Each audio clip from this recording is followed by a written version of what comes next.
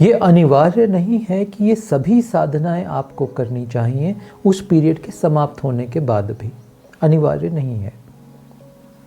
Multiple इसलिए साधनाएं हैं क्योंकि हर व्यक्ति के लिए एक अलग साधना काम करेगी। कोई साधक पंचाक्षरी नाद मंत्र से ज़्यादा जुड़ेगा, जो मेरी आवाज़ में आपको सुनाई देता है। कोई साधक नव दुर्गा साधना से ज़्यादा कनेक्ट करेगा। कोई साधक चतुर्मास की प्रक्रिया से ज़्यादा कनेक्ट करेगा। ये मेंटेनेंस साधना नहीं है, ये आपके अनुसार, आपकी वायरिंग के अनुसार, आपको जो सहज लगे, जो आपके हृदय को तरंगित करे, आप वो साधना कंटिन्यू कर सकते हो।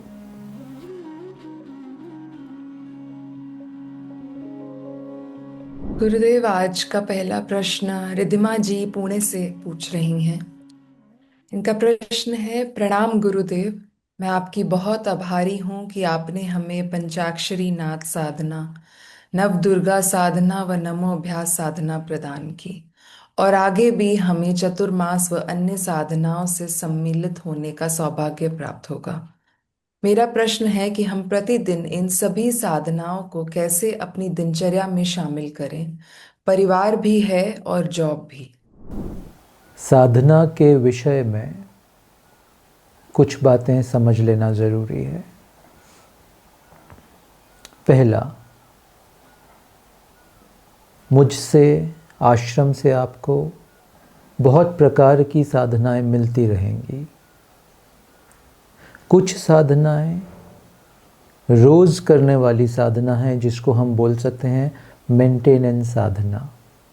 जैसे एक हमारी नमो अभ्यास की साधना है, जो शरीर के तल पे, मन के तल पे, विचारों के तल पे और ध्यान के तल पे आपको गहरे उतारती है, इन सभी को जोड़ देती है। उस तरह की जो साधना है वो प्रतिदिन की जा सकती है, प्रतिदिन करनी ही चाहिए। जितना हम एक्यूमुलेट करते हैं प्रतिदिन, वो उसको एक्सपेल कर देता है बॉडी से बाहर, आपको फिर से प्रतिदिन अपनी पवित्रता में प्रवेश करवाता है। इन साधनाओं को, इस तरह की पद्धतियों को हम मेंटेनेंस बेस्ड साधना मानें, जो रोज़ करना आवश्यक है। फिर आश्रम से, मुझसे आपको कुछ साधनाएं मिलती हैं जो कभी किसी समय के अनुसार होती हैं, कभी किसी सीज़न से यानी ऋतु से जुड़ी होती हैं।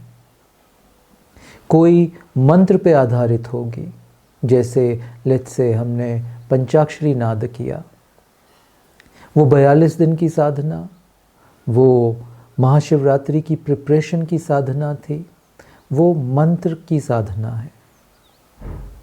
फिर हमने नव दुर्गा साधना भी संपन्न की, उसमें मंत्र का भी एक पार्ट है और ज्ञान का भी एक पार्ट है। वो नव दुर्गा की नवरात्रि की साधना है। फिर आगे चल के अभी चतुर्मास आएगा, जिसको आप मॉनसून सीज़न बोलते हो। अब उस सीज़न की एक अलग साधना होगी, जो उस सीज़न में, उस चतुर्मास में जिसकी ऊर्जा है, जो हमें अपने भीतर गहरे जाने में सहायक होते हैं, जो महीने, एक वो साधना है। आपका प्रश्न एकदम सही है। तो इनमें से कौन सी साधना या कितनी ही साधना को हम करें, और क्यों मैं या आश्रम से आपको अलग अलग प्रकार की साधनाएं दी जाती हैं? रीज़न है उसका, जैसा मैंने पहले बोला, कुछ मेंटेनेंस बेस्ड साधना है जो हमें रोज़ करना चाहिए अपनी पवित्रता को बढ़ाने के लिए। और फिर कुछ साधनाएं जो आप लोगों को मिलती हैं, जिसमें आप सम्मिलित होते हो, वो उस दौरान तो आप करते ही हो। तो पंचाक्षरी नाद साधना 42 दिन के दौरान आपने किया, नव दुर्गा साधना दुर्गा के 9 दिन, नवरात्रि के 9 दिन आपने की। इनको आप कंटिन्यू भी कर सकते हो, मगर ये अनिवार्य नहीं है कि ये सभी साधनाएं आपको करनी चाहिए उस पीरियड के समाप्त होने के बाद भी, अनिवार्य नहीं है। मल्टीपल इसलिए साधनाएं हैं क्योंकि हर व्यक्ति के लिए एक अलग साधना काम करेगी। कोई साधक पंचाक्षरी नाद मंत्र से ज़्यादा जुड़ेगा, जो मेरी आवाज़ में आपको सुनाई देता है। कोई साधक नव दुर्गा साधना से ज़्यादा कनेक्ट करेगा। कोई साधक चतुर्मास की प्रक्रिया से ज़्यादा कनेक्ट करेगा। ये मेंटेनेंस साधना नहीं है, ये आपके अनुसार, आपकी वायरिंग के अनुसार, आपको जो सहज लगे, जो आपके हृदय को तरंगित करे, आप वो साधना कंटिन्यू कर सकते हो। कोई आवश्यक नहीं है, फिर से बोलता हूं, कि सभी साधनाओं को करने का। साधना के पथ पे देखो, संसार के मार्ग पे तो लोभ हमें बहुत भटकाता है। हाँ, हमें सब चाहिए होता है। अब साधना के पथ पे लोभ मत लाओ।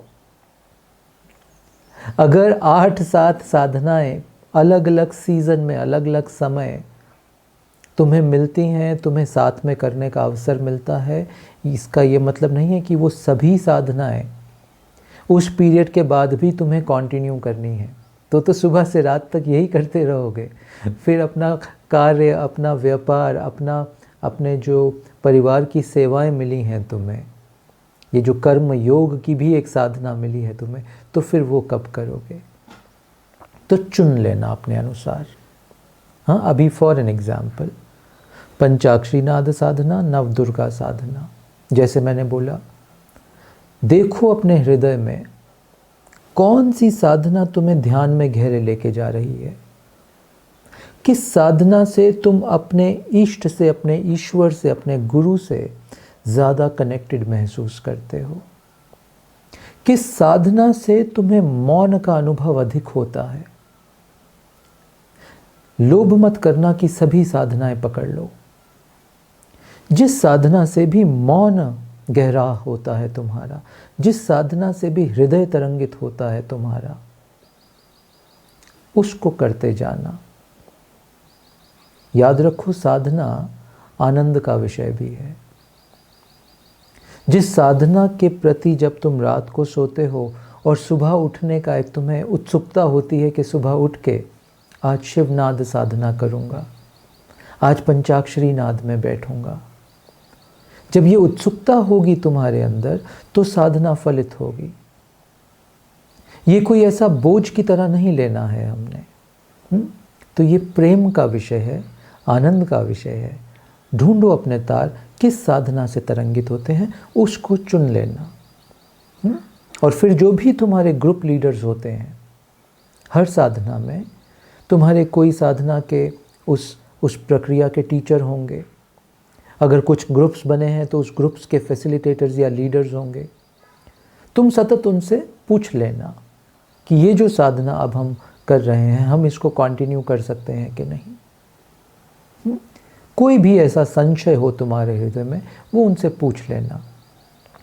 मेरा उद्देश्य ये है कि हम हर प्रक्रिया को ऐसे बनाएं कि ऐसा ना हो कि बस साधक को एक साधना मिल गई और उसके बाद बात खत्म हो गई। नहीं, उसके बाद ही तो कार्य शुरू होगा, उसके बाद ही तो तुम्हारा तार जुड़ा रहेगा मुझसे, शिव से, माँ आदि शक्ति से, अपने ग्रुप लीडर्स और अपने फैसिलिटेटर्स के द्वारा। तो इस तार को बनाए रखना।